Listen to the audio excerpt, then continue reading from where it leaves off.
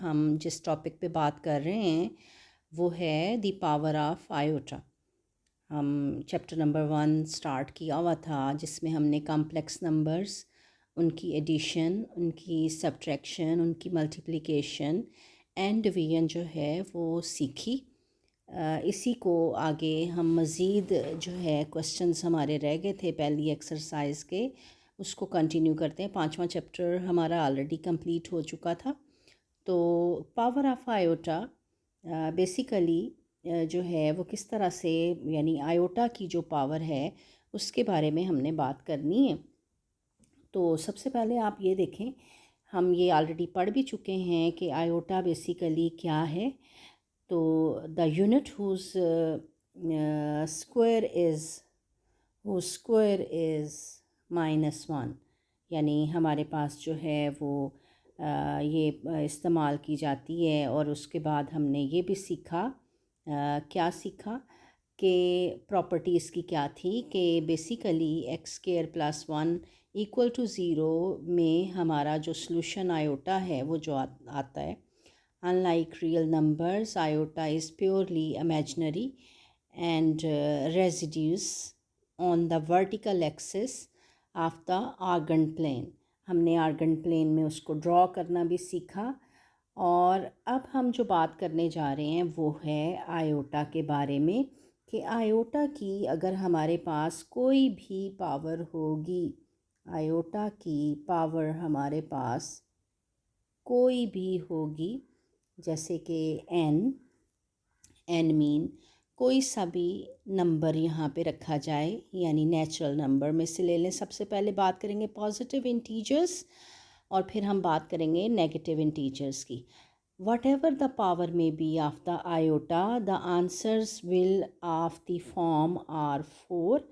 कैसे, या ये 4 आंसर इनके जो हैं वो पाए जाएंगे, यानी आयोटा की पावर n जो होगी वो या जवाब देगा 1, या जवाब देगा -1, या जवाब देगा आयोटा, या जवाब देगा माइनस आयोटा। इसके अलावा कोई जवाब नहीं होता। तो इसको हम किस तरह से समझेंगे? इसको आप इस तरह से समझेंगे कि जैसे आयोटा जो है उसकी पावर 1 लूँ तो वो आयोटा ही रहता है। आयोटा स्क्वायर जैसे कि उसकी डेफिनेशन है कि डैट इज़ द -1।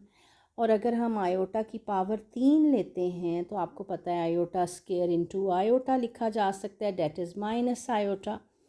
और अगर हम आयोटा की पावर 4 लेते हैं तो आपको पता है कि आयोटा की पावर 4 जो है वो लिखा जा सकता है iota square into iota square, which mean 1 जवाब जो है वो हमारे पास जो है वो आ जाता है।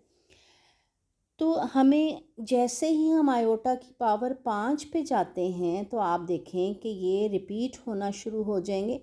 आयोटा की पावर 4 कर दें, इंटू आयोटा कर दें, तो आयोटा की पावर 4 हम सीख चुके हैं कि 1 है। तो आपने देखा कि हमारा आंसर जो है वो रिपीट होना शुरू हो गया। यानी यहाँ पे इस स्टेप में ये बात की गई है कि आयोटा की पावर आप कुछ भी लें उसका जवाब जो है या आयोटा आएगा, या माइनस आयोटा आएगा, या -1 आएगा, या 1 आएगा। यानी 4 ही जवाब एक्सपेक्टेड हैं आयोटा की पावर लेने से। अब मसला ये आ जाता है कि क्या हम इस तरह से जो है वो किस तरह से बात करेंगे, किस तरह से इस बात को समझेंगे। तो इसके लिए जो रूल इस्तेमाल होता है that is the n mod 4 कहलाता है। n mod 4 रूल होता क्या है? n mod 4 रूल का मतलब है कि आयोटा की पावर कुछ भी है, आयोटा की पावर कुछ भी है, से n है, तो आप करें क्या? आप n को 4 पर डिवाइड करें और 4 पर डिवाइड करने के बाद आप देखें कि what is the reminder. Reminder क्या आता है?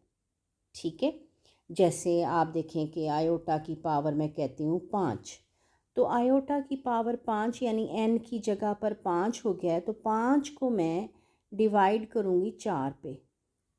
जब मैं 4 पे डिवाइड करूँगी तो मेरे पास रिमाइंडर देखें क्या बचता है? 1 बचता है। इसका मतलब आयोटा की पावर 5 जो है वो दरअसल आयोटा की पावर रिमाइंडर, यानी रिमाइंडर हमारा 1 आया तो यानी आयोटा की पावर 1, डैट मीन हमारा जवाब जो है वो आयोटा आ गया।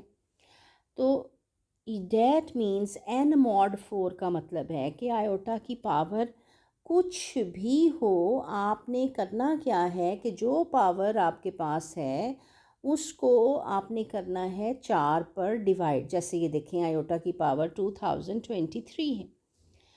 अब 2023 को 4 पे जब आप डिवाइड करते हैं तो you get the reminder is 3। So इसका मतलब आयोटा की power 2023 is equal to iota की पावर, रिमाइंडर क्या आया है 3, वो 3 यहाँ पे आ जाएगा। और अभी मैंने आपको समझाया कि आयोटा की पावर 3 जो है वो माइनस आयोटा होता है।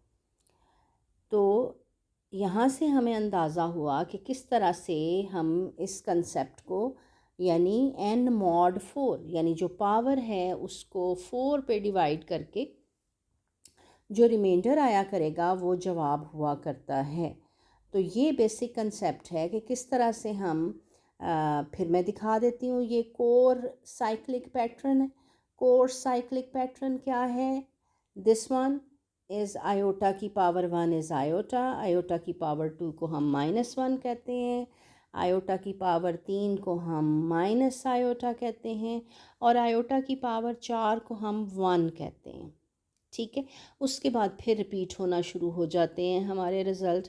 तो this is the concept of iota, any power of iota जो है वो किस तरह से लिया जाता है।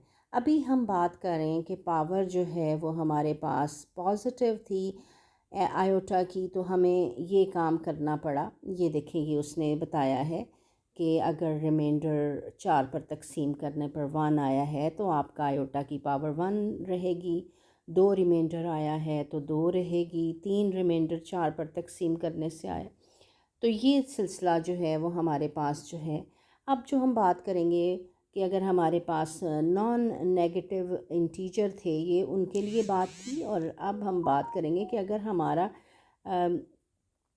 पावर जो है वो नेगेटिव हो जाती है, जैसे से हम कहें कि आयोटा की पावर -1, तो डैट मीन्स क्या होगा 1 ओवर आयोटा। आप इस बात से वाकिफ़ हैं कि नेगेटिव पावर बटे के नीचे जब हम लेके आते हैं, उसी पावर को नीचे लाते हैं तो वो माइनस वाली जो होती है वो पॉजिटिव हो जाती है। तो हम पॉजिटिव वालों को समझ चुके हैं। तो नाउ द रेसिप्रोकल रूल, आप जानते हैं कि 1 ओवर, यानी यहाँ पे आप पॉजिटिव पावर होगी, पॉजिटिव पावर यहाँ आयोटा की पावर 1 है, तो रेसिप्रोकल रूल क्या है? डिवीज़न का प्रोसेस हमने समझा, कंजुगेट। आपको पता है आयोटा को उसके कंजुगेट से मल्टीप्लाई और डिवाइड करेंगे तो minus iota, reciprocal rule. Reciprocal rule जो है वो उसको हम इस्तेमाल करेंगे। तो आयोटा की पावर -1 जो है वो बेसिकली क्या होता है, ये हमारे पास जो है माइनस ऑफ आयोटा होता है। तो ये सिलसिला जो है हम यहाँ पे इस्तेमाल करते हैं। तो डेट्स ऑल। आज हमने पढ़ा कि किस तरह से हम आयोटा की मुख्तलिफ़ पावर्स जो हैं उनको समझते हैं। तो यहाँ पे आप